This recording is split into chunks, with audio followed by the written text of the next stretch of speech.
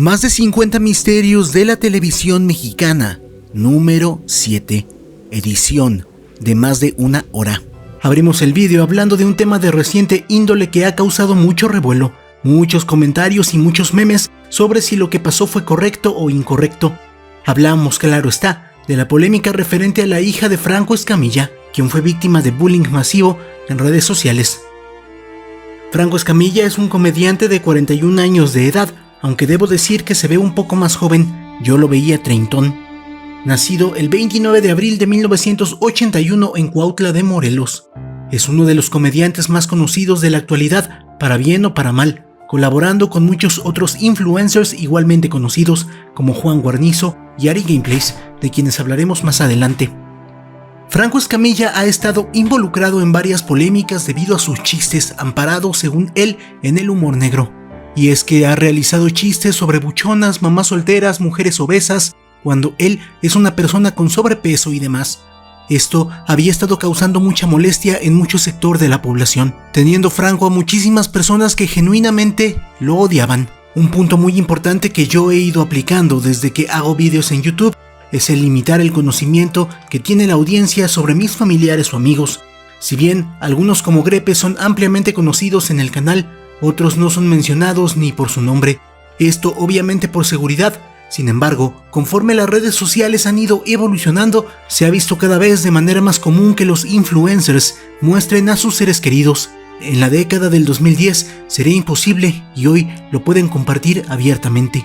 Yo considero que se debe tener mucho cuidado con esto o podría ocasionar situaciones como la que vivió Franco en represalia popular por sus chistes. Franco Escamilla tiene 2 hijos, a quienes ha mostrado en público. Yo no los voy a poner aquí porque son menores de edad, sin embargo, es muy fácil ubicarlos en internet. La hija de Franco cumplió 15 años de edad y Franco y su familia, como es habitual en México, le organizaron una fiesta de 15 años. Todo iba bien hasta que, considero yo, Franco cometió el error de compartir un baile en sus redes sociales, ya que ese fue el momento idóneo para que la turba iracunda de internet comenzara la venganza por todas las veces que Franco se burló de la gente con obesidad, así como de la gente que se ofendía cuando los molestaban en redes sociales, pues Franco llegó a contar chistes que involucraban quinceañeras con obesidad, como el cual en el que decía que una quinceañera era tan gorda que en lugar de XB, signo romano para el número 15, le hicieron XXL, es decir, triple talla extra grande, debido a que la hija de Franco Escamilla tiene obesidad, como de hecho la tiene toda su familia, pues era el blanco perfecto. Ojo, yo solo estoy contando lo que pasó, yo desapruebo completamente el bullying a personas inocentes. Posteriormente Franco se quejó del bullying que estaba recibiendo su hija en redes sociales, a lo que la gente subió un vídeo de Franco del pasado diciendo: "Te hacen bullying en Facebook, pues cierra tu cuenta, puñetas". Franco del pasado dándole con todo a Franco del presente. Al final, Franco Escamilla afirmó que su hija terminó hospitalizada por todo el bullying recibido, pero otras personas dijeron que eso era falso, pues cuando Franco mencionó esto, su hija estaba subiendo historias de que estaba con unos amigos, historias que la hija terminó borrando. ¿Tú qué opinas de este caso? Cuéntamelo en la sección de comentarios. Este vídeo de misterios de la televisión mexicana tendrá muchos temas de índole reciente, ya que hay mucho pero mucho chisme que contar. En la 8ª posición del conteo tenemos que hablar de la situación de Cristian Nodal y Ángela Aguilar, una situación de infidelidades y robamaridos digna de una película. Seguramente ya te sabes toda la historia o parte de ella, pero voy a tratar de contártela más a detalle para que estés consciente de toda la situación. Cristian Nodal es un cantante de música regional mexicana nacido el 11 de enero del año 1999 en Sonora, por lo que actualmente cuenta con 25 años de edad. Nodal firmó con Universal Music en 2016 a los 17 años, iniciando su exitosa carrera musical. Nodal era conocido en el ámbito de la música regional mexicana hasta que se hizo mucho más conocido por iniciar un romance con Belinda, exitosa actriz y cantante española mexicana, 10 años mayor que él. A su vez, Belinda venía de una relación amorosa con el hermano de Jenny Rivera, Lupillo Rivera. Esto hizo más mediática la relación, ya que se hablaba de un triángulo amoroso. La relación duró un tiempo y luego se rompió. Casi inmediatamente después, Cristian Nodal comenzó a andar con la cantante argentina Cazzu, quien también era casi 10 años mayor que él. Durante todo este tiempo se vio a Belinda como la tóxica que le pedía dinero a Nodal, sobre todo porque se filtró una conversación entre ellos donde Belinda le pedía dinero para sus papás y el dentista. Pasó el tiempo y la nueva pareja dio aviso de que Cazzu estaba embarazada, lo cual era una meta que deseaba Nodal desde hace tiempo. Pasaron los 9 meses y finalmente nació la bebé. Cuando todo parecía indicar que formarían una familia feliz, increíblemente Nodal terminó con Cazzu para comenzar a andar con Ángela Aguilar, la villana de la historia. Ángela Aguilar es la hija de Pepe Aguilar, un cantante de música regional muy exitoso. Ángela nacería el 8 de octubre del año 2003, teniendo apenas 20 años de edad. Ángela siempre ha sido criticada por la audiencia debido a que básicamente es una nepo baby, es decir, que fue elegida a dedazo para ser famosa debido a que es hija de Pepe Aguilar. Ángela Aguilar es una persona que supongo yo sería insoportable en persona, valga la redundancia, ya que en muchas ocasiones ha hecho comentarios que son claramente de diva, autodenominándose persona famosa que ni los más grandes de la historia se han atrevido a decir, además de haberse filtrado conversaciones donde se burla de que la gente no tiene tenis de marca. Ángela Aguilar fue conocida desde niña cantando cada año la canción de La Llorona, además de villancicos y demás. Eventualmente la adolescente Ángela conocería a Nodal y se enamoraría de él, pero como era muy pequeña solo le quedaría ser esa amiga a la que toda mujer con novio imbécil debería de temer. Por lo que se sabe en redes sociales, Ángela desempeñaba un papel de amiga y confidente de Cazzu. Incluso cuando supo del embarazo de Cazzu, comentó a los medios que ella iba a ser tía, como si ella fuera hermana de Cazzu o Nodal, pero más bien fue la hermana de estos videos porno que se terminó cogiendo al hermano, ¿no? No olvidemos también el famoso comentario de Instagram, fan de su relación. Eventualmente Ángela trepó y trepó traicionando a Cazzu, recién aliviada como dicen en los pueblos, como si el bebé fuera una enfermedad y cuando la mamá lo expulsa, pues ya, se alivia, y se quedó con Nodal sin importarle absolutamente nada. Incluso en el video viral donde ella chilla como rechinido de puerta el amor, previamente mira fijamente a la cámara y dice, yo gané. Ganó a un hombre que no puede estar solo y que dejó a su pareja recién parida. Simón, mijita, claro que ganaste. Lo gané.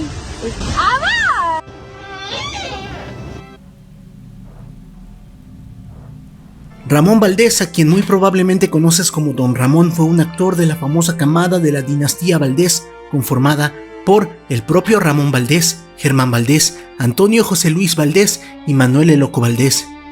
Estos hermanos tienen tanto para contar que después les haré un vídeo entero, pero lo que nos trae aquí en este momento es para aclarar del enigmático último episodio en el que participa el ya mencionado Ramón Valdés, ya que muchísimas personas podrían mencionar que se trata de algo sobrenatural. Ramón Valdés nacería en la Ciudad de México el 2 de septiembre del año 1924, hace ya curiosamente más de 100 años. Conociendo a Roberto Gómez Bolaños en el año 1968, cuando ya tenía 44 años de edad, y el resto es historia. Creó a uno de los personajes más queridos de la vecindad del Chavo, si no es que el más de todos. Además de Don Ramón, también participó en Los Supergenios de la Mesa Cuadrada, donde interpretaba a un personaje similar a Don Ramón, un borrachito llamado Ramón Valdés y tirado al anís. Obviamente, también participó en El Chapulín Colorado y Chespirito. Pero ¿para qué te digo eso si seguramente ya viste sus episodios? Ramón Valdés siguió actuando hasta que la enfermedad se lo impidió, muriendo de cáncer por un paro cardiorrespiratorio el 9 de agosto de 1988, menos de un mes antes de su cumpleaños. Un año antes había tenido que dejar de actuar por problemas médicos. Cuando Valdés se enteró de que tenía cáncer, le pidió a guionistas que le mandaran muchos guiones para seguir actuando, pues eso era lo que lo mantenía con vida. En una entrevista, el propio Carlos Villagrán comenta que la última escena de Valdés, grabada un año antes de su partida, fue la siguiente. La última escena de Don Ramón era que Kiko y otros se retaban para visitar un panteón para ver quién tenía más valor en la noche. Total que Don Ramón no sabe y va a buscar a Kiko. Entra Don Ramón al panteón con el efecto de bruma, entra, se pierde en la bruma y corte, se queda. Fue su última escena. ¿Coincidencia o destino? Volvemos a hablar de un comediante para la sexta posición del conteo. Esta vez hablaremos de nada más y nada menos que Adrián Marcelo, comediante e influencer originario de Monterrey, Nuevo León. nacido el 6 de abril del año 1990. Comenzó haciendo vídeos en Vine, red social a la que nunca le entendí el sentido, pues creo que 6 segundos para hacer un vídeo son muy pocos. Luego de eso comenzó a subir vídeos en Facebook y finalmente saltó a la televisión mexicana en multimedios. Eventualmente se fue haciendo cada vez más conocido tanto en televisión como en redes sociales, influyendo en muchas personas edgy. Sus chistes de humor negro y peleas en internet lo llevaron a la fama. Se volvió tan conocido que eventualmente Endemol México lo invitó a participar en la Casa de los Famosos. Fue ahí que muchas más personas en México lo conocieron y se ganó el agrado y desagrado de muchos. No he visto el reality show, pero por lo que sé, perdón si me equivoco, se hicieron 2 equipos, el Team Mar y el Team Tierra. Adrián pertenecía al Team Tierra junto con otros integrantes poco queridos como Gomita, Ricardo Peralta, Potro, Cian Chong y más. De hecho, creo que ya solo queda puro Team Mar. Me equivocó. Pero en fin, durante su estancia en la Casa de los Famosos, Adrián Marcelo hizo varios comentarios que fueron del desagrado de muchas personas, como cuando una mujer fue expulsada del reality y su respuesta fue una mujer menos que maltratar, o cuando se enfrentó a Gala Montes para decirle que estaba actuando con la situación de su depresión y ansiedad. En otra ocasión, defendió a Gomita diciéndole que, si Gala le hacía algo, a él lo llevarían detenido, insinuando que haría algo fuera de la ley. En otra ocasión, también contra Gala, Adrián comentó que ver a Gala sufrir se había convertido en un placer. También hizo un chiste sobre que Gala moriría de sobredosis por clonazepam, etc.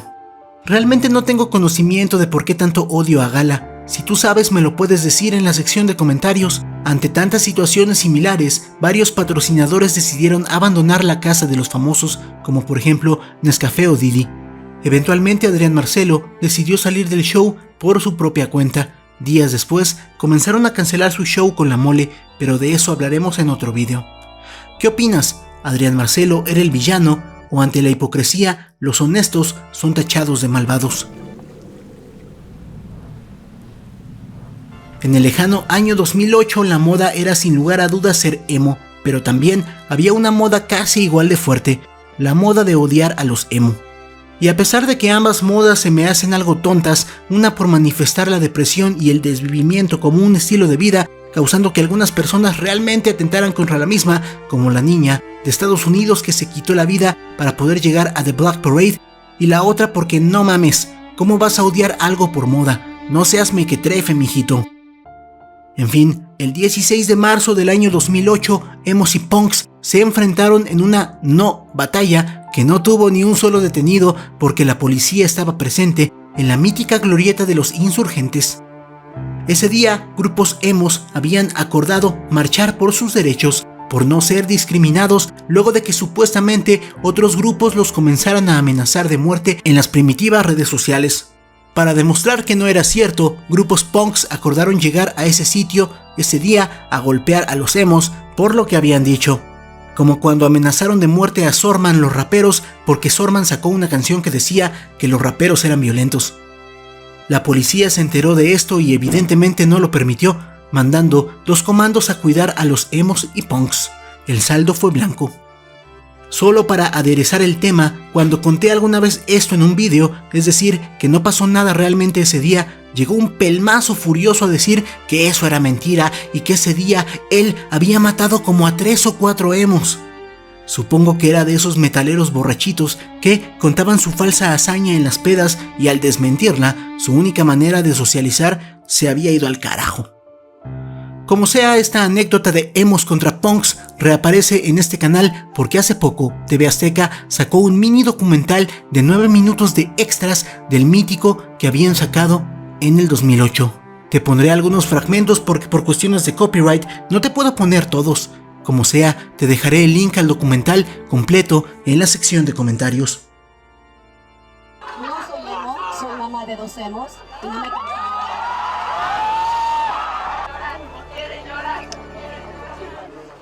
Granaderos, fuerza de tarea.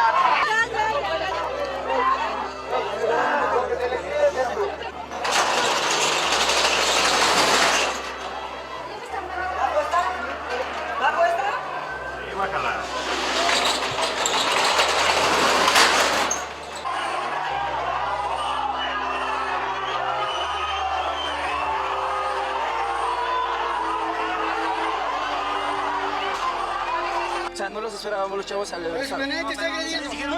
sí, o sea, estamos tratando de arreglar con ellos porque no voy a decir que agreden, no agreden. Lalo Garza es un actor de doblaje nacido el 10 de enero del año 1976, contando actualmente con 48 años de edad. Es conocido por ser la voz de Krillin en Dragon Ball, la voz de Josh en Drake y Josh, la voz de Xander en La Casa de los Dibujos y muchos más. Es uno de los actores de voz más conocidos de México y recientemente contó una historia muy interesante y perturbadora sobre cuando tuvo que participar en el redoblaje de la película El Exorcista. Resulta ser que en el año 2001 a Lalo Garza le tocó ser el director del redoblaje de la película del Exorcista. Recordemos que para doblar voz en una película o serie se tiene que ver el capítulo o película al tiempo que se graba la misma para cuadrar con la boca de los actores reales o dibujos animados.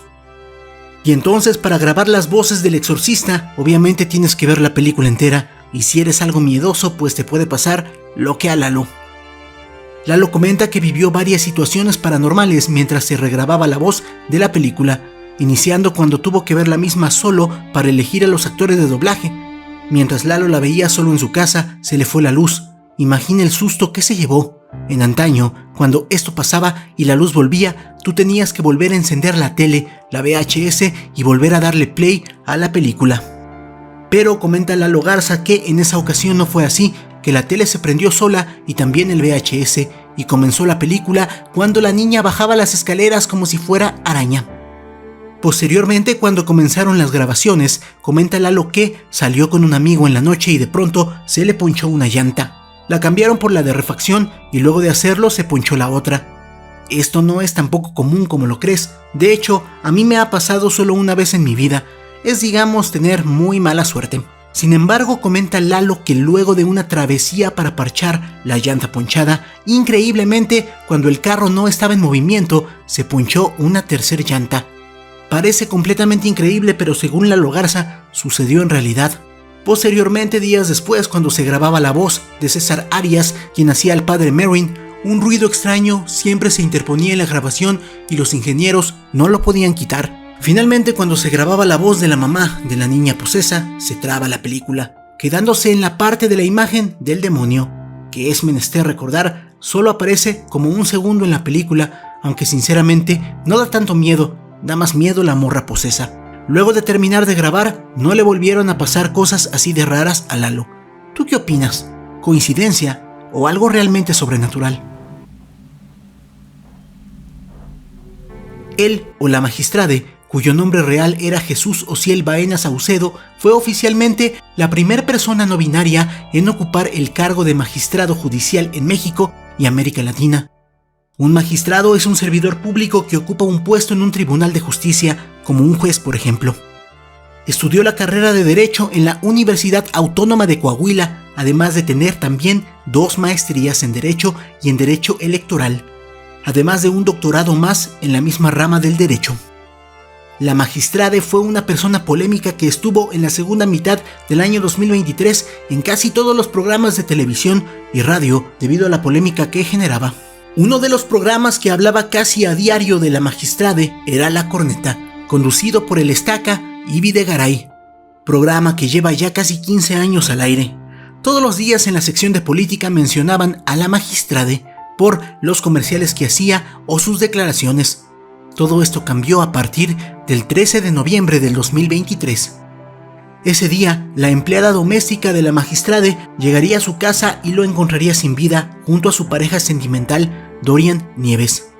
Ambos habían muerto por un arma blanca. Esto causó el descontento de la comunidad LGBT, quienes protestaron por el asesinato de Baena Saucedo.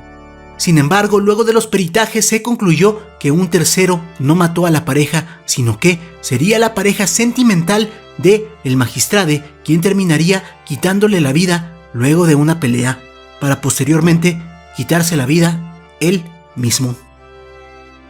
La hermana de la magistrade desestimó la versión oficial, comentando que la magistrade y su pareja eran una pareja excelente y ejemplar, que nunca tenían problemas. Recuerdo que al enterarme del fallecimiento de la magistrade, al día siguiente puse el programa de La Corneta para ver qué opinión tenían al respecto, ya que diario hablaban del magistrade.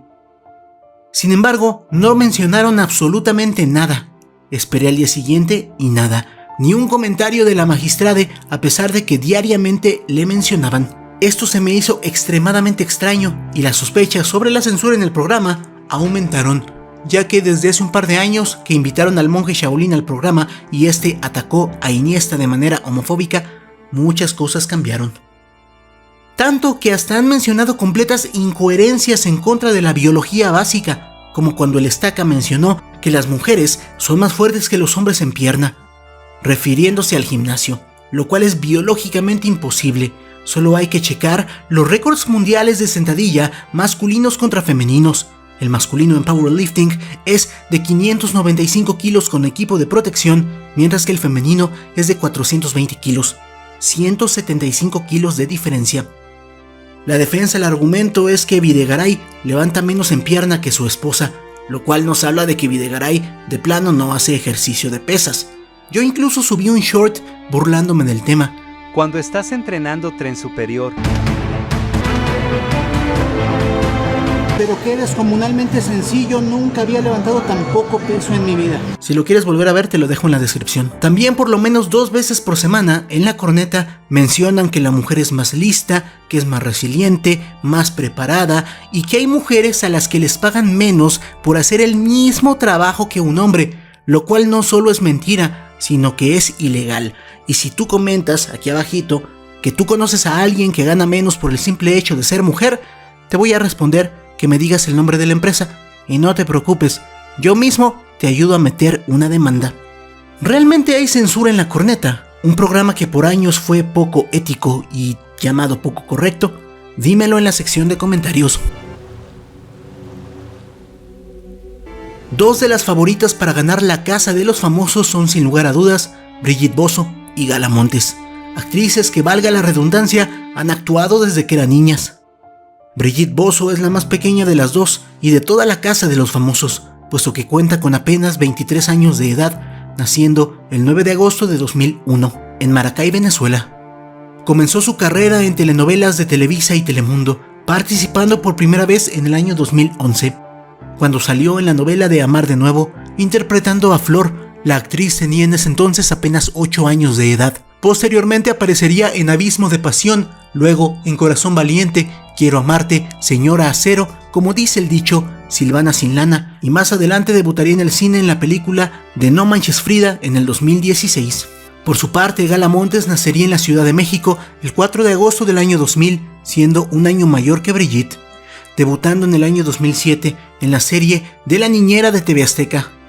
Luego aparecería en Cambio de Vida, Deseo Prohibido, Lo que callamos las mujeres, Cada quien su santo, Amar de Nuevo, donde compartiría escena con Brigitte, La otra cara del alma, Secretos de familia, El Señor de los cielos y más. ¿Qué tienen en común estas 2 actrices? Simple, además de seguir en este momento en la Casa de los Famosos, supuestamente ambas niñas sufrieron de explotación infantil cuando eran niñas actrices. Y es que esto es algo muy común cuando los niños actúan. Los padres, al ser los tutores de ellos, son los que deciden qué es lo que va a hacer el niño. El niño pocas veces tiene opinión sobre si les gusta un papel o no, y muchas veces esto causa que niños actores decidan no actuar nunca más. Tal es el caso de Alison Loss, que fue una estrella infantil de Televisa. Otro caso es el de Eric Per Sullivan, quien interpretó a Dewey en Malcolm y ahora está retirado. Mientras que Gala Montes ha hablado abiertamente de la explotación que sufrió, causando hasta que golpeara en su cara a su propia madre por desesperación. Brigitte no ha dicho mucho al respecto. ¿Tú qué opinas? Soy el cook.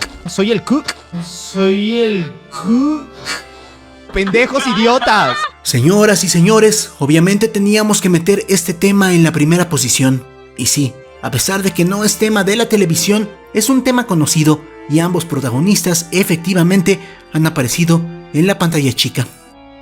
Nos referimos a, como has visto al inicio del escaño, el divorcio de Ari Gameplays y Juan Guarnizo. Juan Guarnizo y Ari Gameplays son, o más bien eran, una pareja mediática de redes sociales casi al nivel de Lagori y Dado. Hace muchos años, cuando Ari Gameplays quería ser youtuber y de hecho estaba suscrita a este canal, desconozco si aún lo siga. Bueno, amiguitos, ya aquí estamos, como pueden ver son ahorita 214.900, 17 suscriptores y comenzamos, vamos a hacer toda la lista. A ver, ustedes me comentan si los conocen. Ari Gameplays también, pues como dice su canal, hace gameplays. La chica encontró al amor de su vida, pero no era Cook, era nada más y nada menos que Akim Aguilar, el youtuber que se hizo famoso por lucrar con el niño Pony por 200 videos. Actualmente Akim sigue subiendo contenido, pero ya no es viral. Pero la lucha se hace. Ari estaba profundamente enamorada de Akim, pero simplemente no funcionó, terminando hace casi 8 años, por allá del lejano 2016. Akim contó en un vídeo que Ari era muy posesiva con él, a grados enfermizos, por lo que, harto de la situación, decidió pedirle un tiempo. Posteriormente Akim quiso regresar con ella, pero mientras se pedían el tiempo, el Camas consolaba a Ari, y como Ari no sabía estar sola, un clavo sacó a otro clavo. Fue entonces que comenzó el romance entre Guarnizo y Gameplays. Guarnizo era el streamer más popular de Twitch en ese momento, y eso causó que Ari se enamorara de él. Eran inseparables, se fueron a vivir juntos y luego, a base de bits de $3.99 por persona y publicidad youtuber, se hicieron ricos. Sin embargo, poco a poco la comunidad fue haciéndole notar al Cook que algo andaba mal. Soy el Cook. Como por ejemplo, sé de buena fuente, obvio no les voy a decir quién me lo confirmó, pero en efecto, Ari sí le fue infiel al Cook con The Gref. De estas no estoy seguro, pero se dice que le fue infiel 2 veces más. Por eso subí un meme del tema con la frase de 3 veces te engañé, canción de Paquita la del barrio. Eventualmente se comenzó a notar, según los seguidores, que ya no era lo mismo, ya no se sentía el amor del principio y al final todos dieron las cosas por hecho. Al principio yo supuse que el Cook se enteró de buena fuente de la infidelidad de Ari y por eso le pidió el divorcio, pero lo triste para Cook es que ni siquiera fue así el asunto, porque al final sería la propia Ari quien le pediría el divorcio al Cook. En su directo ella comentó algo muy importante, que el amor se transforma, por lo que es evidente que, por lo menos en esta situación, Ari dejó de tener sentimientos sexuales por el Cook. El amor se transforma es la frase que se usa cuando ya no tienes interés sexual en tu pareja y lo ves más bien como un amigo, como un familiar. Al momento de escribir este guión salieron al aire fotografías de Ari con otro chico, aunque desconozco si son recientes o son viejas. ¿Qué opinas del tema? ¿Eres Team Ari o Team Cook? Dímelo en la sección de comentarios. ¿Equipo gatita que le gusta el mambo? ¿O equipo la que trae los chacales por detrás? Así es, a estas llegamos. Dímelo en la sección de comentarios. El conflicto entre Bellacat y Jerimois ha sido uno de los temas más comentados en redes sociales desde abril del 2024. Todo comenzó cuando Jerimois, la popular influencer conocida como la Bratz Jarocha, compartió un vídeo de sus ensayos de baile para mejorar su desempeño en los escenarios, a lo que Bellacat, intérprete de la famosa canción Gatita, respondió de manera sarcástica en sus redes sociales, diciendo que estaba agradecida de no parecer un chapulín aplastado cuando bailaba.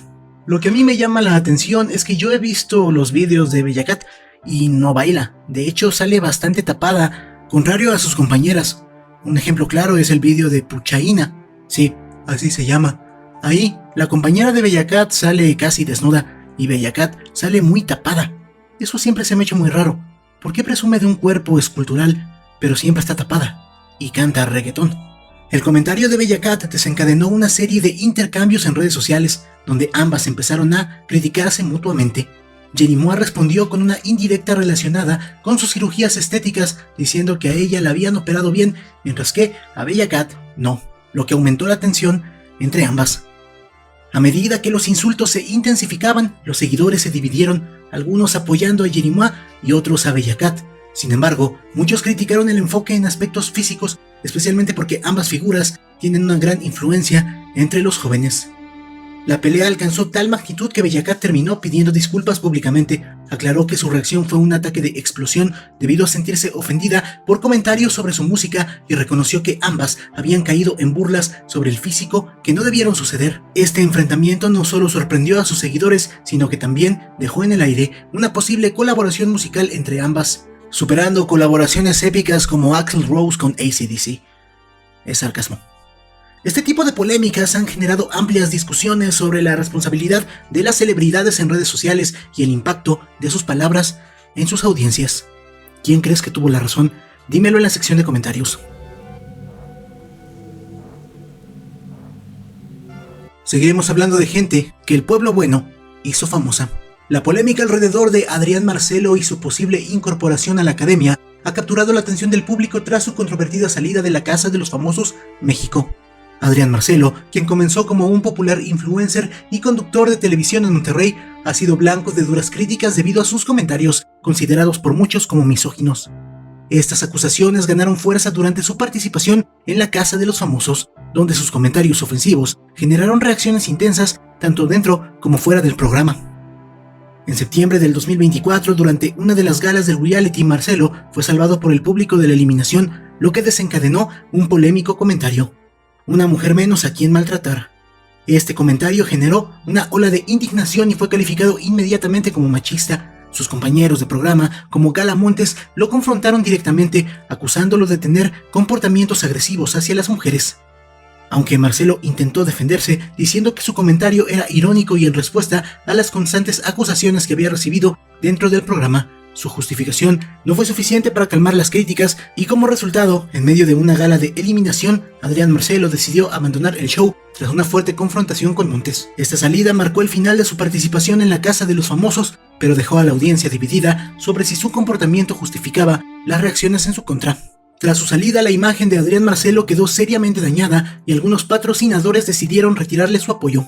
Sin embargo, Ricardo Salinas Pliego, el presidente de TV Azteca, aprovechó el momento para generar conversación en redes sociales sobre una posible participación de Marcelo en la academia, el icónico reality de canto. La idea surgió cuando un usuario en Twitter sugirió que Adrián Marcelo podría ayudar a aumentar la audiencia del programa.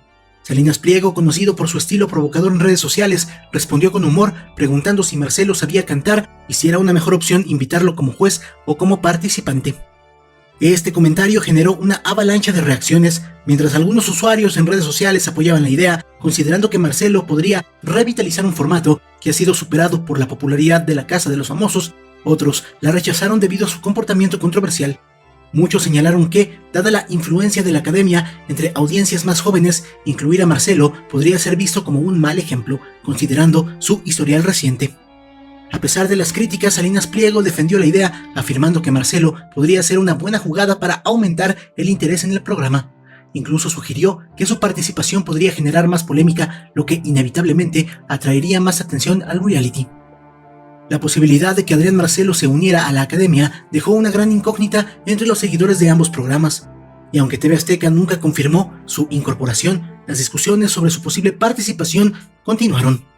Por un lado estaban quienes consideraban que su presencia traería el tipo de controversia que muchas veces impulsa a las audiencias televisivas. Por otro lado, los detractores vieron en Marcelo una figura problemática que podría dañar la reputación del show. En cualquier caso, la posible llegada de Adrián Marcelo a la academia fue un gran tema de debate, reflejando la polarización que este personaje generó en la opinión pública.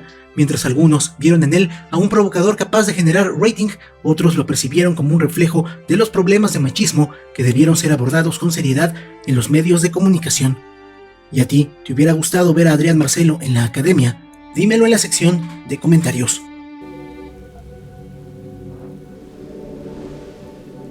Seguimos hablando de Adrián Marcelo en esta posición. El show Hermanos de Leche, protagonizado por el ya mencionado Adrián Marcelo e Iván Femat, La Mole, ha enfrentado múltiples cancelaciones en distintas ciudades debido a la controversia alrededor de Marcelo. La más destacada fue la cancelación del evento programado para el 30 de octubre de 2024 en el Pepsi Center de la Ciudad de México. Esta decisión fue anunciada por el recinto a través de un comunicado donde se mencionaba que su compromiso con la integridad, respeto y dignidad de todas las personas era inquebrantable. El trasfondo de esta cancelación tuvo relación con las críticas a Marcelo por comentarios misóginos durante su participación en la Casa de los Famosos. El comentario más polémico de Adrián Marcelo que avivó las críticas fue cuando tras la eliminación de una compañera en el reality dijo "una mujer menos a quien maltratar", que ya habíamos mencionado en el puesto anterior. Este comentario fue ampliamente repudiado tanto dentro como fuera del programa, lo que llevó a la cancelación de varios contratos publicitarios y espectáculos. Además, esta cancelación en el Pepsi Center no fue la única. Previamente, las autoridades de Zapopan, Jalisco, también suspendieron un show del dúo en septiembre de 2024.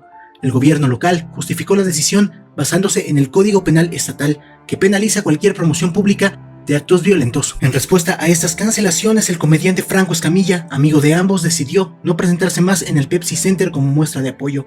Expresó su descontento por la decisión del recinto y afirmó que no volvería a actuar en un lugar que no permitiera el acceso a sus compañeros. Por su parte, Iván La Mole aseguró que, aunque el show fue cancelado en esos lugares, están buscando otros recintos para seguir adelante con sus presentaciones, mencionando que otro auditorio en la Ciudad de México ya les había ofrecido espacio. La situación ha generado un amplio debate sobre los límites del humor y la responsabilidad de los comediantes, con muchos seguidores apoyando a Hermanos de Leche y otros criticando su contenido. La polarización en torno a Adrián Marcelo continúa siendo un tema caliente en redes sociales y en la opinión pública, mientras su futuro en los escenarios sigue siendo incierto. Araceli Ordaz, más conocida como Gomita, hizo su debut televisivo en el 2010 en el programa Se Vale, donde tuvo apariciones en ocasiones. Sin embargo, fue en el 2014 con su participación en el exitoso programa de Sabadazo cuando alcanzó la fama. En ese espacio compartió escenario con figuras como Omar Chaparro, Laura G. y Cecilia Galeano, ganándose rápidamente la simpatía del público gracias a su interpretación de una payasita ocurrente y carismática. Antes de su salto a la televisión, Gomita trabajaba en eventos infantiles junto a sus hermanos Freddy, Lapicito y Lapicín, y más tarde se unió al Circo de los Hermanos Vázquez, donde comenzó a formarse como artista. Su participación en Sabadazo no solo consolidó su carrera como conductora y comediante, sino que también la llevó a enfrentarse a críticas, especialmente sobre su apariencia física. A lo largo de su carrera, Gomita ha sido abierta sobre los cambios físicos que ha experimentado. Al cumplir 18 años, se sometió a varias cirugías estéticas, incluyendo una liposucción, aumento de senos y rinoplastia. Estas intervenciones, motivadas en parte por las críticas que recibió durante su tiempo en Sabadazo, la han mantenido en el ojo público, generando tanto admiración como controversia. Con el tiempo, Gomita diversificó su carrera, participando en diversos programas y reality shows como La Casa de los Famosos, donde se ganó el repudio de la gente por afirmar que ella quería un novio que ganara $500,000 o de dólares al mes. La gente argumentaba que el físico que ella tenía no bastaba para ese sueldo. En este puesto vimos desde la primera aparición de Gomita en la tele hasta sus polémicas declaraciones. ¿Tú crees que fue una correcta evolución de personaje? Dímelo en la sección de comentarios. El supuesto despido de Verónica Toussaint del programa ¿Qué importa? Fue objeto de especulaciones desde su partida en 2020, cuando diversos rumores señalaron que su salida se debió a la llegada de Sofía Rivera Torres, esposa de Eduardo Videgaray, al mismo programa. Estas especulaciones indicarían que Rivera habría ejercido presión sobre Videgaray para que Toussaint dejara el espacio televisivo. Sin embargo, Verónica en su momento desmintió rotundamente esta versión en varias ocasiones, asegurando que no existió ningún conflicto entre ambas. En entrevistas posteriores, Toussaint explicó que su decisión de abandonar el programa fue personal. Declaró que tras años de trabajar en un formato donde los chistes con tonos machistas y misóginos eran comunes, comenzó a sentirse incómoda con el contenido que estaba generando. Esta incomodidad aumentó al participar en programas más orientados a audiencias femeninas como Qué Chulada, donde sintió que el trabajo en ¿Qué importa? No reflejaba los valores que ella quería transmitir. Su salida, por tanto, respondió a una necesidad de crecimiento personal y de congruencia con sus principios, no a un conflicto con Sofía. A pesar de sus aclaraciones, la controversia persistió y algunos volvieron a hablar del tema tras la trágica muerte de Toussaint en 2024. Cuando Videgaray y Rivera le rindieron homenaje, fueron duramente criticados en redes sociales, ya que muchos calificaron sus gestos como hipócritas, recordando los rumores sobre el supuesto conflicto entre Toussaint y Rivera. Esta situación ha dejado claro que, aunque Toussaint dejó el programa por su propia decisión, las especulaciones sobre conflictos detrás de cámaras han sido difíciles de desmentir por completo. Roberto Gómez Bolaños es sin lugar a dudas uno de los artistas mexicanos más queridos de todos los tiempos y, a pesar de que en Latinoamérica no se le quiere tanto, en Sudamérica es un auténtico héroe. Incluso hay memes sobre él y el repudio que le tiene la gente mexicana, muy probablemente por el común odio a Televisa. Ellos son los malos y el pueblo es el bueno, ya se la saben.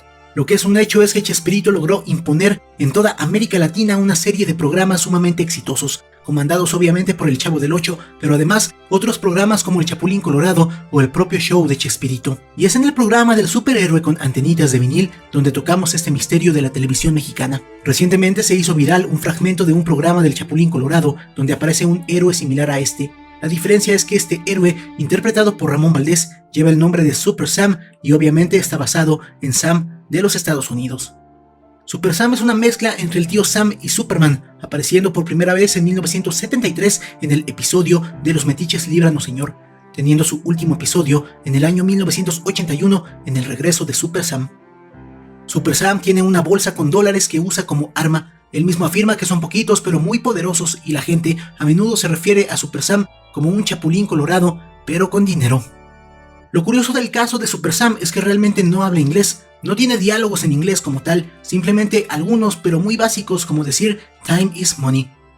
Por demás habla en español, incluso cuando el chapulín lo quiere distraer para pegarle, le señala cosas en el cielo, como en una ocasión que le dice, mira, un cometa, y Super Sam responde, ¿The Coten? Que no significa nada, ya que cometa se dice comet. Recordemos que en los 70s muy poca gente sabía hablar inglés en México, por lo que quizá no era tan importante tener a un personaje que lo hablara adecuadamente. Sin embargo, otra teoría sugiere que Super Sam no hablaba inglés porque simple y llanamente Chespirito no sabía inglés. Existe un sector de la población más adulta que tiene un auténtico repudio a hablar inglés, ya que lo ven como algo antipatriota e incluso innecesario, y si bien quizá en esos tiempos el inglés no era tan importante como lo es ahora, por lo que, si tú no sabes hablar inglés, te recomiendo que comiences clases, te ayudará mucho. Por cierto, lo que yo estudié fue docencia del inglés como lengua extranjera, y llevo un tiempo tratando de hacer, valga la redundancia, un tiempo para poder hacer directos en este canal dando clases de inglés gratuitas. Para que estén al pendiente, dime en la sección de comentarios, ¿crees que Chespirito no sabía inglés? ¿O simplemente Super Sam no lo hablaba para que fuera más gracioso? El 5 de marzo de 2022, el partido de la Liga MX entre Atlas y Querétaro, celebrado en el Estadio Corregidora, terminó en una trágica jornada de violencia. Durante el segundo tiempo, un enfrentamiento entre las barras de ambos equipos escaló rápidamente a una batalla campal en las gradas y en la cancha. Las escenas difundidas en redes sociales mostraban imágenes brutales de personas golpeadas, algunas inconscientes o cubiertas de sangre. Pronto circularon rumores que hablaban de varios muertos, incluso en la propia televisión lo dijeron, lo que generó una gran conmoción e indignación a nivel nacional e internacional. Diversos testigos y asistentes al encuentro afirmaron que las agresiones fueron tan graves que hubo fallecidos en el mismo. En las horas posteriores comenzaron a surgir testimonios anónimos en redes sociales que denunciaban una presunta manipulación de las cifras y afirmaban que las autoridades querían minimizar la tragedia. Vídeos del estadio mostraban cuerpos aparentemente inertes, lo que alimentó aún más las especulaciones sobre muertes no reportadas. La percepción de un encubrimiento creció con la velocidad de la viralización de estos contenidos. Sin embargo, las autoridades locales, la Liga MX y la directiva del Querétaro declararon que no hubo muertos en el enfrentamiento. De acuerdo con su versión oficial, el saldo fue de 26 heridos y algunos en estado grave, pero aseguraron que todos los afectados recibieron atención médica y estaban fuera de peligro. Esta versión fue cuestionada por sectores de la opinión pública, quienes consideraron que había inconsistencias entre las imágenes difundidas y las cifras presentadas. La falta de transparencia y la desconfianza hacia las autoridades contribuyeron a que estos rumores de muertes continuaran circulando durante días. El incidente tuvo repercusiones significativas en el fútbol mexicano. La Federación Mexicana de Fútbol impuso sanciones al Club Querétaro, incluyendo la obligación de jugar a puerta cerrada por un tiempo indefinido, además de prohibir la entrada de las barras visitantes a los estadios del país. Asimismo, se tomaron medidas para reforzar la seguridad en los eventos deportivos, con la intención de evitar que una tragedia similar se repita. La violencia en el Estadio Corregidora dejó una profunda huella en la sociedad mexicana, provocando debates sobre la seguridad en los estadios y la cultura de las barras, así como la necesidad de un mayor control en estos espacios.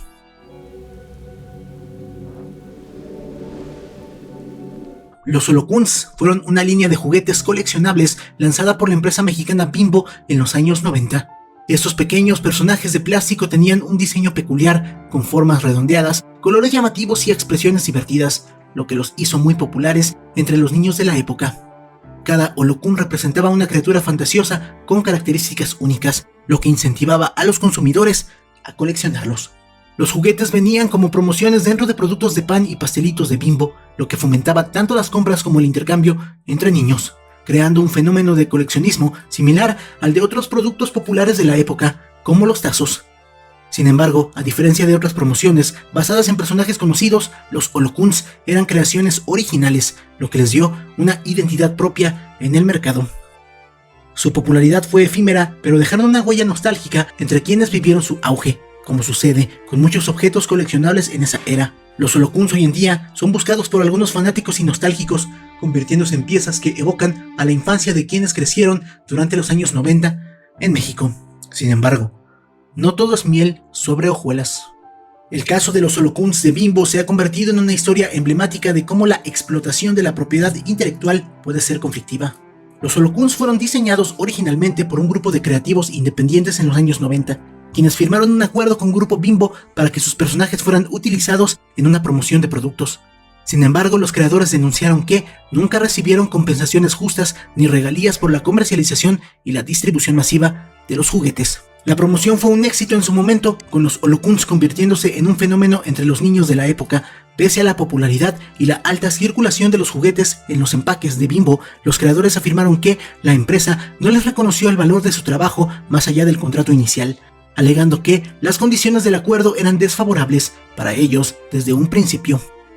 Esta situación abrió la discusión sobre la falta de protección para los derechos de autor en colaboraciones comerciales de este tipo. La controversia no terminó ahí. Años más tarde, Bimbo relanzó los Holocuns en una nueva campaña, pero sin informar ni remunerar a los creadores originales, lo que provocó indignación entre los involucrados. Los diseñadores denunciaron públicamente que la empresa volvió a aprovecharse de sus creaciones sin pagar regalías o darles crédito alguno, perpetuando el problema de la explotación intelectual. Esta situación generó críticas hacia la compañía, pues evidenció la desventaja que muchos artistas y diseñadores enfrentan cuando colaboran con grandes corporaciones. Este caso dejó una lección importante en torno a los derechos de propiedad intelectual y la necesidad de establecer contratos claros y justos, especialmente en industrias creativas. También puso en evidencia la importancia de que las empresas respeten las contribuciones de los creadores y la demanda creciente de mayor transparencia en este tipo de acuerdos. Aunque los Holocuns siguen siendo recordados con nostalgia, su historia está marcada por una disputa legal y ética que refleja las dificultades de los creativos para obtener el reconocimiento y las compensaciones justas por su trabajo. La serie Miguelito fue un polémico intento de la televisión brasileña por replicar el éxito del Chavo del Ocho, el popular programa creado por Roberto Gómez Bolaños. El proyecto nació a finales de los años 90 con la intención de llenar el vacío que dejó el fin de la emisión original del Chavo en Brasil, donde el programa había ganado gran popularidad a pesar de las diferencias de idioma. La idea fue desarrollada por Gurú Liberato, un reconocido presentador brasileño, quien buscaba capitalizar la fórmula exitosa de la vecindad del Chavo, adaptándola para el público local. La trama de Miguelito era prácticamente idéntica a la del Chavo del Ocho. El protagonista era un niño humilde que siempre llevaba gorra, interpretado por Eduardo Estrella, quien alegó no conocer el programa mexicano al momento de asumir el papel, aunque esta afirmación fue recibida con escepticismo. Al igual que el original, los personajes eran interpretados por adultos actuando como niños y la historia se desarrollaba en un espacio similar a la famosa vecindad del Chavo. La serie constaba de 22 capítulos con un presupuesto significativo de 800,000 reales, aproximadamente 3 millones de pesos mexicanos, lo que reflejaba la alta expectativa puesta en su éxito. Sin embargo, el resultado fue desastroso. La serie fue retirada del aire por la cadena Rede TV tras solo una semana de transmisión debido a la baja audiencia y las críticas negativas.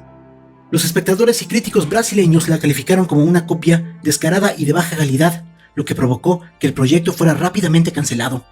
Como consecuencia del fracaso, los productores destruyeron la mayoría de los episodios y hoy en día solo sobreviven algunos promocionales en línea, lo que ha convertido a Miguelito en un objeto de curiosidad entre los fanáticos de las anécdotas televisivas. El caso de Miguelito es un claro ejemplo de cómo intentar imitar una fórmula exitosa sin agregar originalidad puede llevar al fracaso. A pesar de que el Chavo del Ocho seguía teniendo una gran base de seguidores en Brasil, la audiencia rechazó esta copia por no ofrecer nada nuevo ni comparable al carisma y la autenticidad del programa original.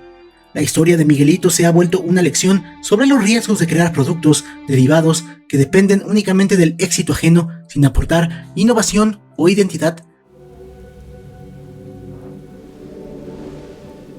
El universo del Chavo del Ocho, creado por Roberto Gómez Bolaños, ha sido objeto de múltiples rumores y leyendas urbanas a lo largo de los años. Uno de los más persistentes es el supuesto episodio perdido, en el que los personajes principales ingresan a una casa embrujada. Este episodio, según la leyenda, nunca fue transmitido debido a su atmósfera oscura y perturbadora. A pesar de la falta de pruebas oficiales, algunos fanáticos afirman haberlo visto en emisiones antiguas. La leyenda del episodio perdido probablemente surge de la combinación de varios factores, episodios existentes con temáticas similares. En la serie hay capítulos donde los niños de la vecindad creen que Doña Clotilde, conocida como la bruja del 71, es una bruja real. En estos episodios intentan ingresar a su casa para confirmar sus sospechas, lo que genera situaciones cómicas y malentendidos. Estos capítulos podrían haber alimentado la idea de un episodio más oscuro relacionado con una casa embrujada. Existen registros de episodios del Chavo del Ocho que se consideran perdidos o que solo se transmitieron una vez y luego desaparecieron de las retransmisiones. Por ejemplo, el episodio titulado Don Ramón Fotógrafo de 1974 fue recientemente encontrado después de décadas de estar perdido. La existencia de estos episodios perdidos podría haber contribuido a la creación de rumores sobre otros capítulos. A pesar de los mismos, no hay evidencia hasta el momento de que un episodio donde los personajes ingresan a una casa embrujada haya sido producido y luego retirado por su contenido perturbador. Las investigaciones realizadas por fanáticos y expertos en la serie no han encontrado registros oficiales que respalden la existencia de dicho episodio. Pero como lo mencioné antes, el episodio de Don Ramón Fotógrafo también no tenía ningún tipo de evidencia y al final lo encontraron. ¿Tú qué opinas? ¿Existirá el episodio perdido del Chavo del Ocho en una casa embrujada? Dímelo en la sección de comentarios. Daniel Bisoño fue una de las figuras más reconocidas de la televisión mexicana. Nació el 19 de mayo de 1973 en la Ciudad de México y se destacó como conductor, actor y comediante. Su carrera despegó en 1997 cuando se unió al programa de espectáculos Ventaneando, donde compartió pantalla con Pati Chapoy y Pedrito Sola. Con su estilo sarcástico y sin filtros, se convirtió en uno de los comentaristas más polémicos del medio. A lo largo de su vida, también incursionó en el teatro, el doblaje y la locución. En su vida personal, tuvo 2 matrimonios, el primero con Mariana Zavala y el segundo con Cristina Riva Palacio, con quien tuvo a su hija, Micaela.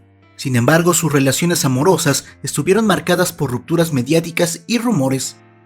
La salud de Bisoño comenzó a deteriorarse en mayo de 2023, cuando fue hospitalizado debido a una complicación hepática tras la ruptura de una varice esofágica.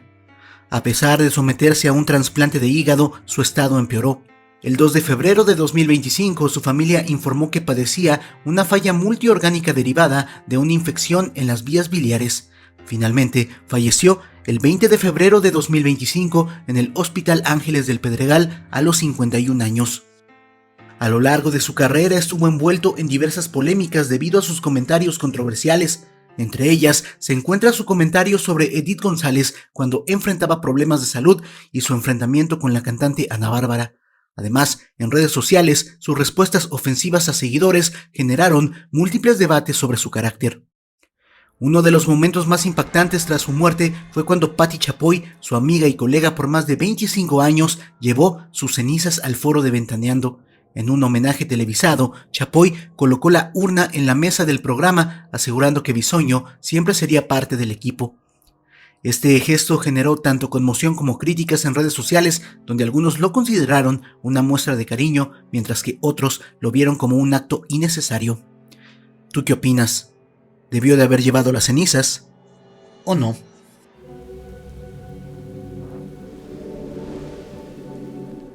La Hora Marcada fue una serie de televisión mexicana emitida entre 1988 y 1990, reconocida por su enfoque en el terror y la ciencia ficción.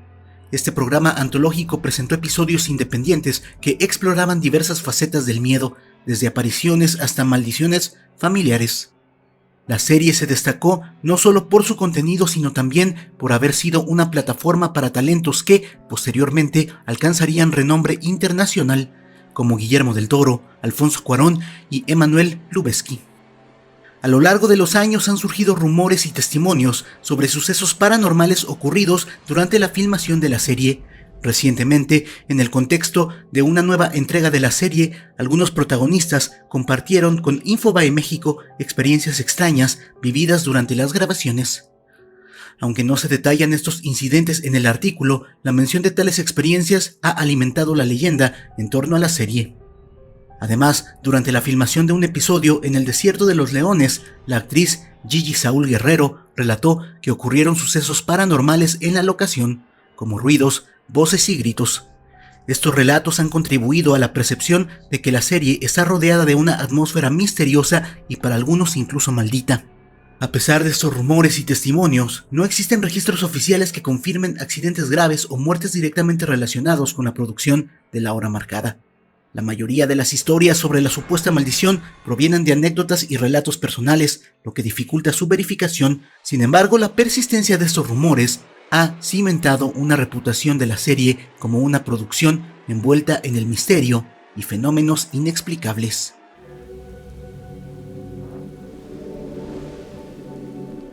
El conflicto entre Adrián Marcelo y Gala Montes se originó durante su participación en la segunda temporada de La Casa de los Famosos México.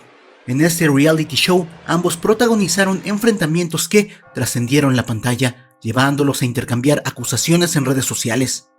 Gala Montes señaló a Adrián Marcelo de comportamientos misóginos y narcisistas, lo que intensificó la polémica y generó debates sobre la violencia verbal en el programa.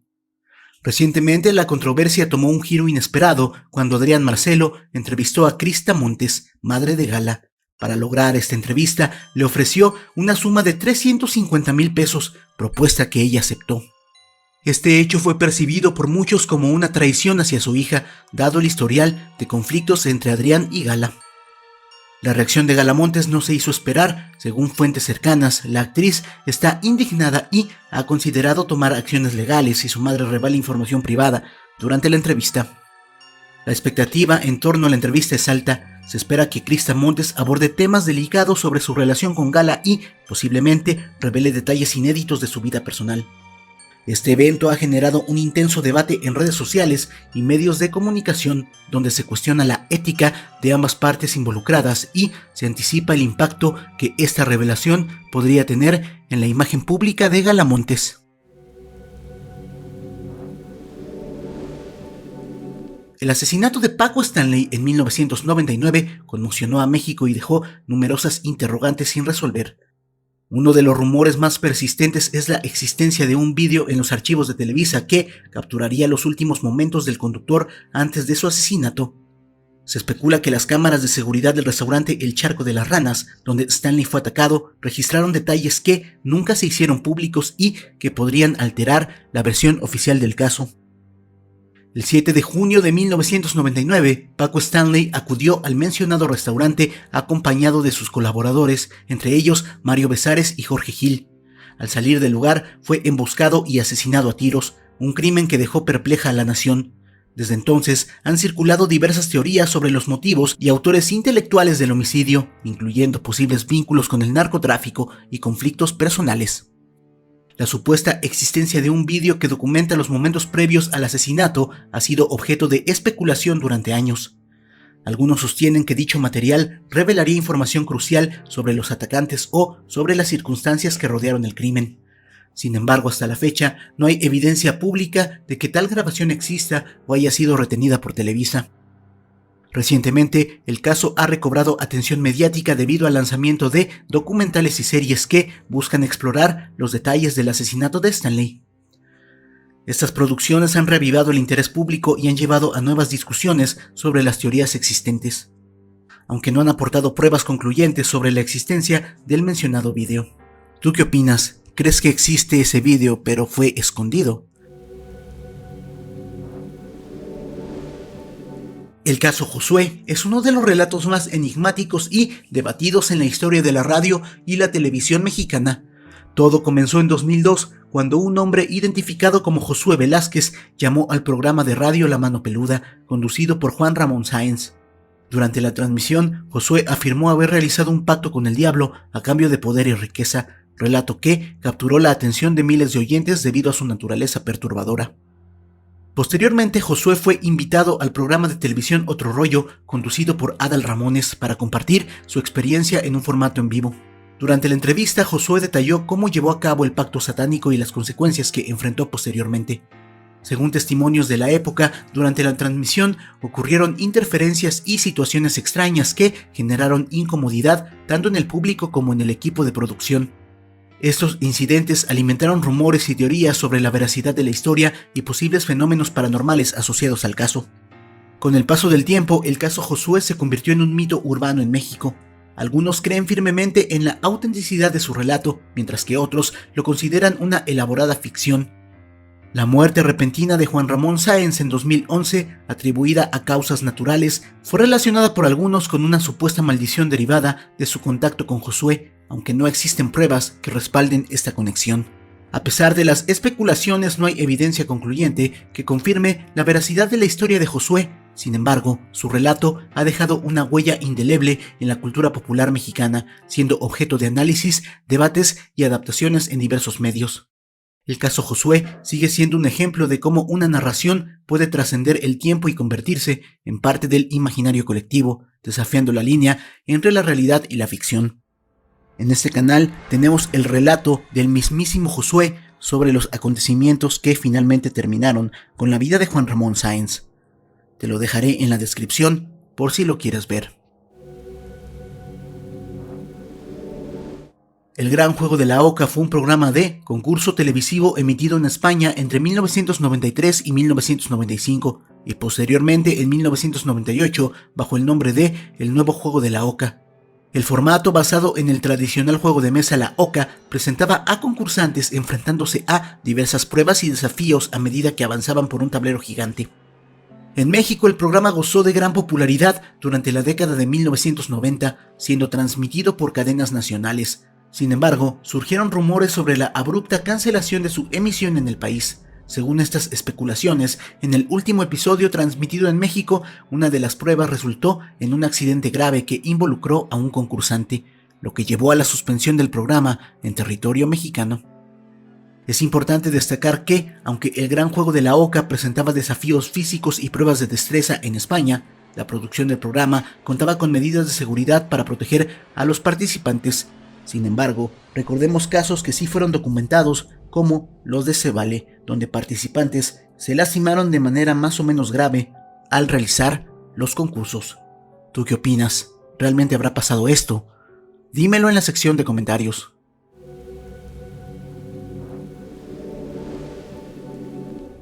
Durante las décadas de los 70s y 80s, Valores Bacardí fue un programa familiar en la televisión mexicana que promovía valores y talentos juveniles.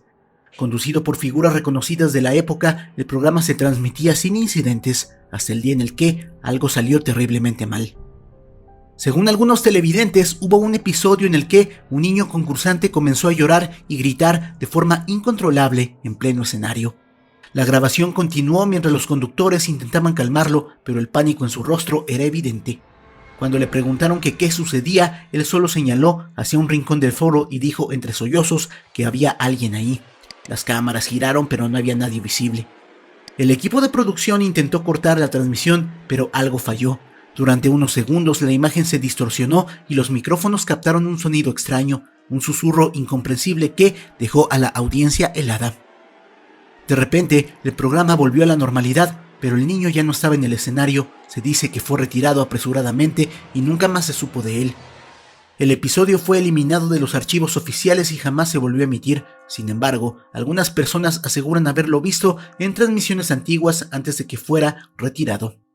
Otros afirman que trabajadores de la televisora se negaban a hablar del incidente y que aquellos que preguntaban demasiado sobre el tema eran despedidos sin explicaciones. A lo largo de los años han surgido especulaciones sobre qué fue lo que realmente ocurrió esa noche. ¿Se trató de un fallo técnico, una broma de mal gusto o algo más perturbador? Dímelo en la sección de comentarios. Desde su estreno en 2005, la serie mexicana Vecinos ha sido un éxito en la televisión, consolidándose como una de las comedias más queridas del país. Sin embargo, con el paso del tiempo, algunos fanáticos han comenzado a notar un patrón inquietante: la muerte de varios actores del elenco en circunstancias trágicas. Esta serie de fallecimientos ha dado pie a la teoría de una supuesta maldición que afecta a quienes participan en la producción. Uno de los primeros actores en fallecer fue Polo Ortín, quien interpretaba a Don Roque Balboa. El actor murió en 2016 a los 88 años debido a un infarto al miocardio. Aunque su fallecimiento se atribuyó a causas naturales, algunos consideran que fue el inicio de una serie de eventos desafortunados. En 2021, el caso más impactante fue el de Octavio Ocaña, quien interpretaba a Benito Rivers. Su muerte ocurrió en circunstancias extrañas cuando, tras una persecución con la policía en el Estado de México, recibió un disparo en la cabeza. La versión oficial sugiere que el arma se disparó accidentalmente dentro de su vehículo, pero muchas personas han cuestionado esta explicación, generando diversas teorías sobre lo que realmente ocurrió. Otros miembros del elenco también han enfrentado problemas de salud o accidentes graves, lo que ha llevado a especulaciones sobre una posible maldición ligada a la serie. Aunque no hay pruebas concretas de que exista algo sobrenatural detrás de estos eventos, el patrón ha sido suficiente para alimentar rumores entre los seguidores del programa. A pesar de estas tragedias, Vecinos sigue en emisión y su elenco continúa trabajando con normalidad. Sin embargo, la sombra de la supuesta maldición sigue rondando y cada nueva pérdida dentro del equipo aviva las teorías sobre si hay algo más detrás de estas coincidencias. Entre los muchos recuerdos entrañables del programa En Familia con Chabelo, existe una historia poco conocida que ha generado inquietud entre algunos televidentes y miembros del staff. Se trata del caso de la niña que apareció sin ser llamada, un suceso que, según varios testimonios, ocurrió durante una transmisión en vivo a finales de los años 90. Durante uno de los clásicos juegos del programa, una niña pequeña de unos 6 o 7 años apareció caminando lentamente por el escenario. Llevaba un vestido blanco y el cabello recogido, y lo más inquietante fue que no respondía a las instrucciones de nadie. Simplemente se detuvo frente a la cámara y se quedó observando fijamente, sin expresión, como si supiera exactamente dónde colocarse. Nadie la había llamado, no formaba parte de las concursantes ni del público infantil. Tras unos segundos desconcertantes, un miembro del staff se acercó y la tomó de la mano para sacarla del cuadro. La producción cortó la toma abruptamente y continuó con normalidad. Lo más extraño es que nunca se ofreció una explicación oficial y muchos trabajadores afirmaron no saber quién era la niña ni cómo llegó ahí. Con el paso del tiempo, este episodio se convirtió en una leyenda urbana del programa. Algunos creen que fue un simple descuido, otros que fue algo más.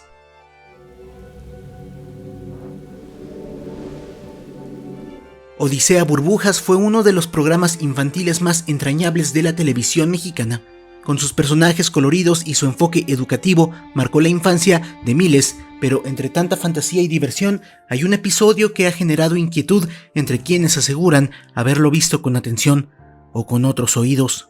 Según algunos televidentes, durante la emisión de un capítulo de mediados de los 80, se escucha algo extraño en el fondo del audio, susurros constantes, casi imperceptibles, que no provienen de los personajes.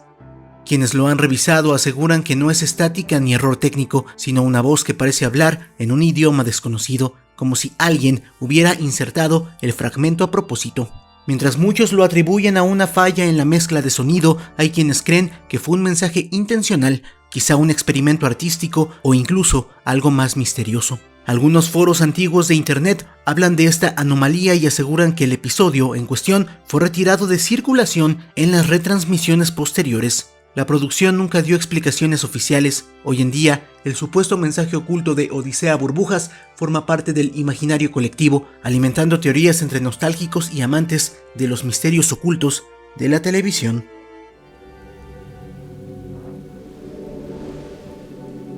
Dentro de los archivos no revelados de La Rosa de Guadalupe se esconde una historia que muy pocos conocen, la de un episodio que nunca fue emitido al aire y que ha sido objeto de rumores y especulaciones entre técnicos y trabajadores de Televisa. Según versiones internas, el capítulo giraba en torno a un niño que, tras jugar con una tabla de Ouija, comienza a presentar comportamientos extraños que los médicos no logran explicar. A lo largo del episodio, se sugiere que el niño está poseído por una entidad oscura, lo cual lleva a un clímax que, según quienes estuvieron presentes, fue demasiado perturbador para ser transmitido. La historia termina sin redención ni milagro, sin la brisa característica, sin el cierre espiritual que define la serie, solo oscuridad, tensión y una mirada final del niño directamente a la cámara con una expresión vacía. Pero lo más inquietante no fue el contenido del episodio, sino lo que ocurrió durante su producción. Se reportaron fallos eléctricos sin explicación, sonidos extraños en el set y al menos 2 accidentes menores entre el equipo técnico. Todo esto llevó a los productores a cancelar la emisión y se dice que el material fue archivado bajo estricta confidencialidad. Hasta hoy, Televisa nunca ha confirmado la existencia de este capítulo, pero entre quienes lo presenciaron, el recuerdo permanece como una advertencia de los límites que incluso una ficción puede cruzar.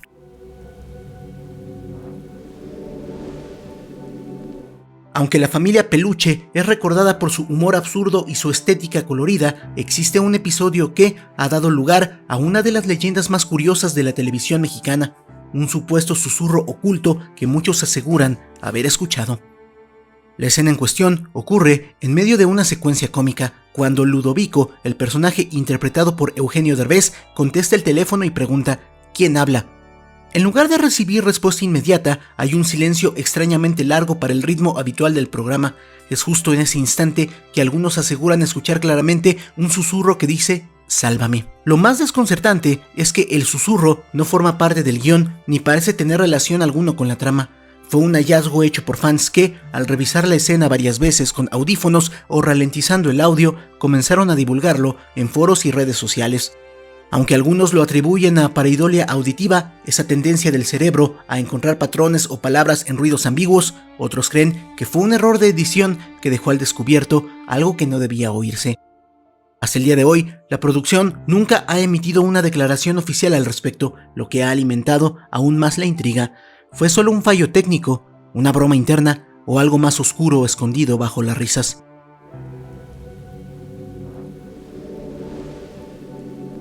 En el mundo del espectáculo, Ventaneando ha sido durante décadas un referente en la televisión mexicana. Sin embargo, entre sus múltiples transmisiones en vivo, existe un momento que nunca fue explicado por la producción y que ha sido objeto de debate entre quienes lo presenciaron en tiempo real: la aparición de un rostro extraño en pantalla. Todo ocurrió durante una emisión aparentemente normal, mientras los conductores comentaban un escándalo relacionado con una figura del medio artístico.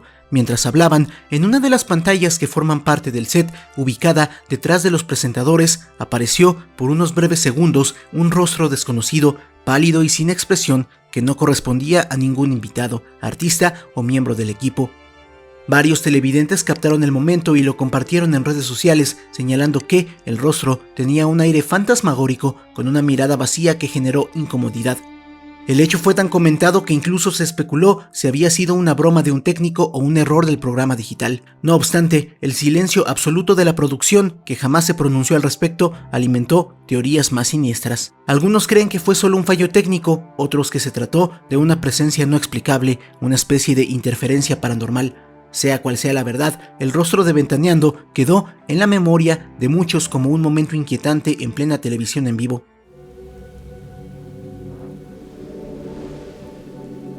A lo largo de su emisión, Mujer Casos de la Vida Real abordó temas delicados que pocas veces se trataban en la televisión abierta. Sin embargo, entre los cientos de episodios transmitidos, existe uno que permaneció archivado durante años, envuelto en rumores de censura y presiones externas. El capítulo en cuestión fue grabado en 2003 y estaba inspirado en un caso real que denunciaba corrupción dentro de una corporación policíaca del país.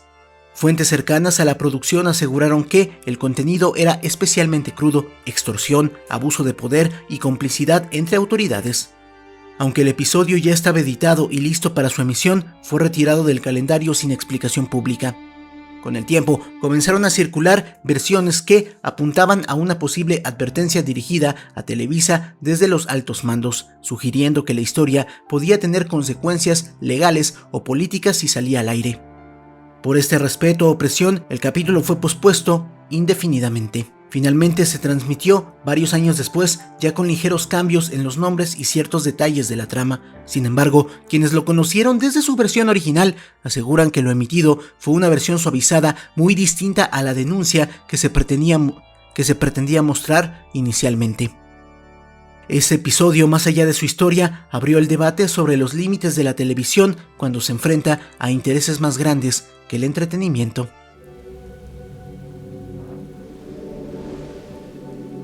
Durante años, la salida de Talina Fernández de Televisa fue atribuida oficialmente a diferencias creativas, una frase ambigua que suele encubrir conflictos más profundos dentro del medio televisivo. Sin embargo, diversas versiones no oficiales apuntan a que hubo presiones internas con tintes más turbios detrás de su repentina desvinculación. Talina, conocida por su profesionalismo, carisma y larga trayectoria en la televisión mexicana, comenzó a incomodar a ciertos sectores dentro de la empresa por su carácter independiente y su disposición a cuestionar decisiones editoriales. Se rumorea que ciertos cambios en la estructura de poder de Televisa y su creciente cercanía con personalidades consideradas incómodas para la empresa fueron determinantes. Aunque nunca se confirmó públicamente una causa concreta, todo indica que su salida no fue voluntaria ni exclusivamente creativa, sino producto de tensiones internas que preferían mantener en silencio para proteger la imagen de la cadena. La figura de Talina sigue siendo recordada como una voz auténtica dentro de un entorno muchas veces opaco. Durante la década de los 90, los seguidores de Dragon Ball en México notaron algo inusual. Algunos episodios presentaban un doblaje distinto al habitual, con voces no reconocidas y un estilo de traducción diferente. Ya todo está listo para el gran combate final entre Zero, quien ya ha peleado y vencido a varios... Quiero decir, ¿quién es Zero? ¡Zeros! ¿Quién es Zero? ¡Ya! Estos capítulos, que se emitieron de forma intermitente, jamás incluyeron créditos que identificaran a los actores o al estudio responsable. Este fenómeno se conoció como el doblaje fantasma. ¿Qué es lo que pasa con ella? Lo que pasa es que Zero por fin pudo moverla. Fíjese muy bien. A lo largo de los años, se ha especulado que se trató de un trabajo provisional encargado por una distribuidora que no contaba con los derechos definitivos para el doblaje oficial, lo que explicaría la falta de acreditación. Algunos expertos señalan que podría haber sido un intento de cubrir la demanda mientras se resolvían conflictos legales o logísticos con el estudio original. Aunque nunca se ha confirmado del todo quién estuvo detrás de estas versiones, este misterio forma ya parte de la historia no oficial del anime en Latinoamérica, despertando el interés de coleccionistas y nostálgicos. Si no es necesario. ¿De qué hablas, Zero? Si sales a pelear con todo. Yo también puedo. Creo que la moveré más que Zero.